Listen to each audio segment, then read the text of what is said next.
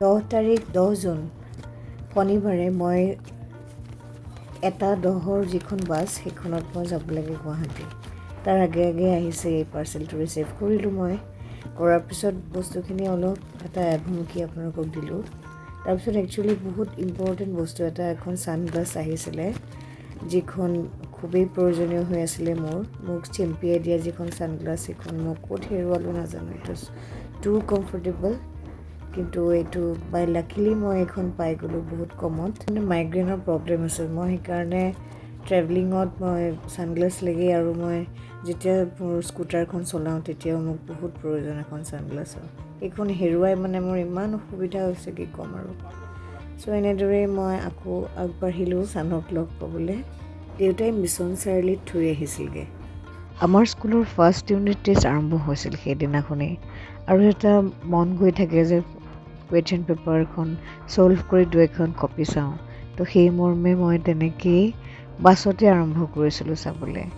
তাৰপিছত সেইদিনাখন মোৰ বান্ধৱীৰ ঘৰত থাকি ৰাতিপুৱাই ওলাই গৈছিলোঁ বৰ্ষা বৰালে বুলি। চাওকচোন ইমান এটা সুন্দৰ পৰিৱেশ, তাতে বগলীখিনি এয়া গোটেই বৰষুণ, গোটেই ৰাতি বৰষুণ সেয়া। তাৰপিছত তাতে অকণমান পানী আছিলে, তাতে চাওকচোন গোটেই বগলী।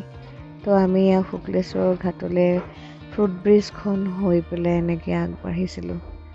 শান আৰু মই ৰাতিপুৱাই প্ৰায় 8টামান বজাত আমি শুক্লেশ্বৰ ঘাট গৈ পালোগৈ। আৰু এয়া শানৰ দেউতাকৰ 10 বছৰীয়া শ্ৰাদ্ধৰ কিছু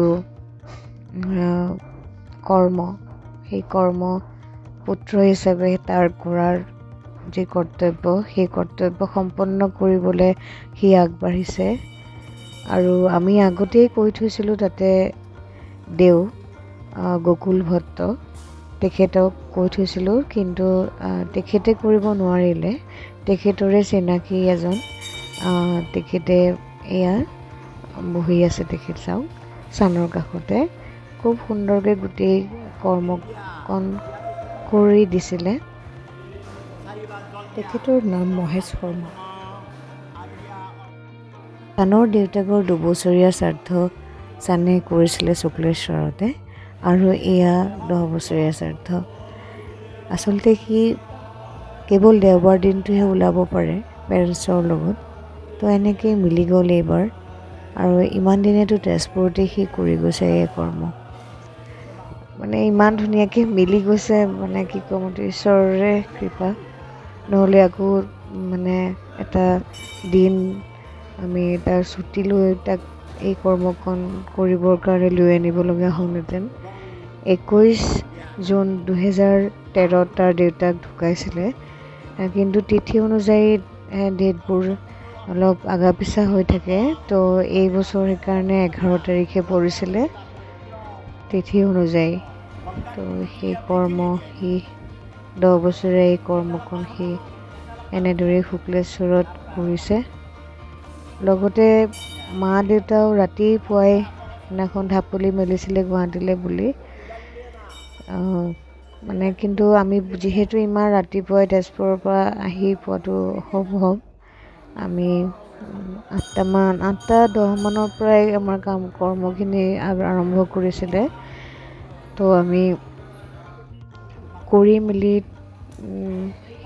শেষ হয় মানে নদীত উটুৱাই দিয়া মানে পিণ্ড, তেতিয়ালৈকে দেউতাহঁত আহি পোৱাই নাছিলে।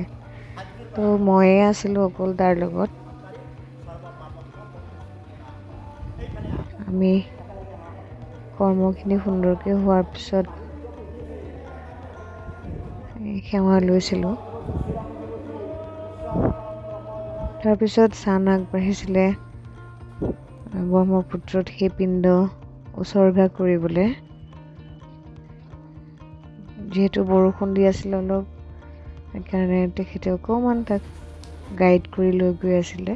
বৰ ওখ চিৰিবোৰ, তো তেনেদৰেই সি আগবাঢ়িছিলে। ময়ো লাহে লাহে আগবাঢ়িছিলোঁ, সেইকাৰণে অকণমান ভিডিঅ'বোৰ কপিও গৈছে। এটা মিক্স ফিলিংছ আৰু মই এই ভিডিঅ'বোৰ কৰি থকা সময়ত ভাবি আছোঁ কি কৰি আছোঁ মই, কিন্তু মুহূৰ্তবোৰ সাঁচি ৰখাৰ এটা উদ্দেশ্যৰে এই ভিডিঅ'খিনি কৰি থৈছোঁ, কৰ্মখিনি কৰিবলৈ। তো চানে এইদৰে তাৰ পিতৃৰ বাবে যি কৰ্ম, সেয়া কৰ্ম কৰিলে। ইয়ে মহাবাহু ব্ৰহ্মপুত্ৰ।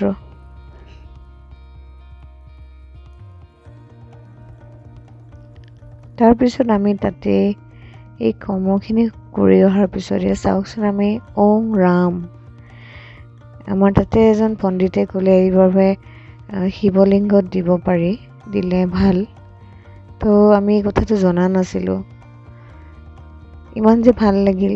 তো তেখেতে প্ৰথমতে এয়া আঁকি দিছিলে, তাৰপিছত সুধিলোঁ যে আমি পাৰিমনে, তেতিয়া কৰিব পাৰিব বুলি কওঁতে ময়ো আৰু দুটা লৈ পেলাই পাত তাতে লিখিলোঁ আৰু বাবাৰ লিংগত এয়া অৰ্পণ কৰিছিলোঁ, ওম ৰাম বুলি লিখি পেলাই। আৰু তেনেদৰে চানেও কৰিছিলে। বিজুৰীয়া সংখ্যাত বেলপাত তেনেকৈ অৰ্পণ কৰিব পাৰি।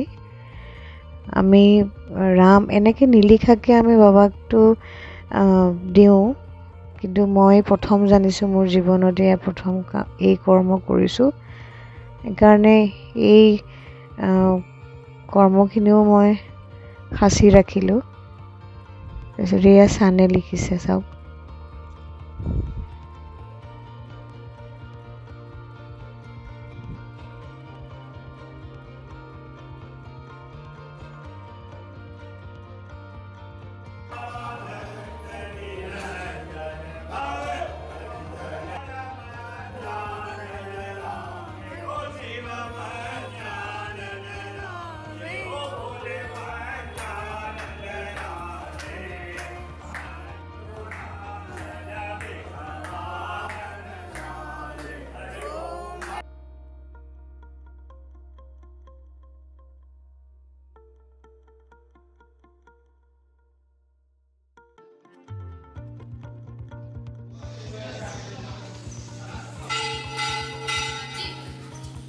তাৰপিছত মা দেউতাহঁত যিহেতু আমাৰ শ্ৰাদ্ধ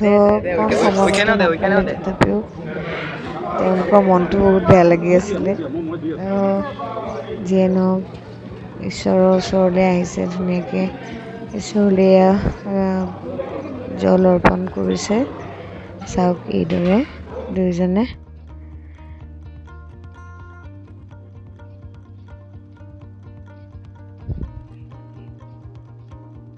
মই কৈছিলোঁ চানক ভিডিঅ'কণ কৰি দিবলৈ।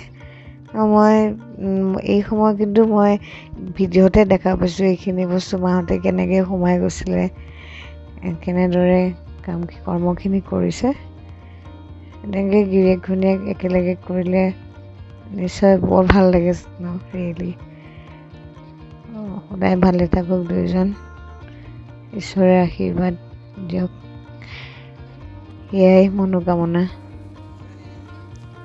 তাৰপিছত আমি উভতি আহিছোঁ। আমি মাৰ এগৰাকী বাল্যকালৰ বান্ধৱী খুকু মাহী বুলি আমি মাতোঁ, বহুত মৰম কৰে মাহী, বহুত ভাল।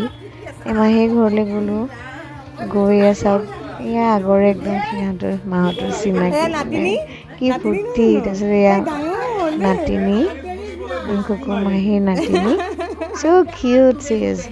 এই মাহীয়ে মানে আমাৰ কাৰণে বহুত কৰিছে। মোৰ যেতিয়া চাচু মা নাছিলে, তেতিয়া এই 9 মাহৰ সকলো কৰ্ম তেখেতেই কৰি দিছিলে। এয়া চানৰ কোচাৰ। তাৰপিছত এয়া চানৰ হোষ্টেলত তাক সুন্দৰকৈ ৰাখি আমি বিদায় ল'লোঁ। ধন্যবাদ।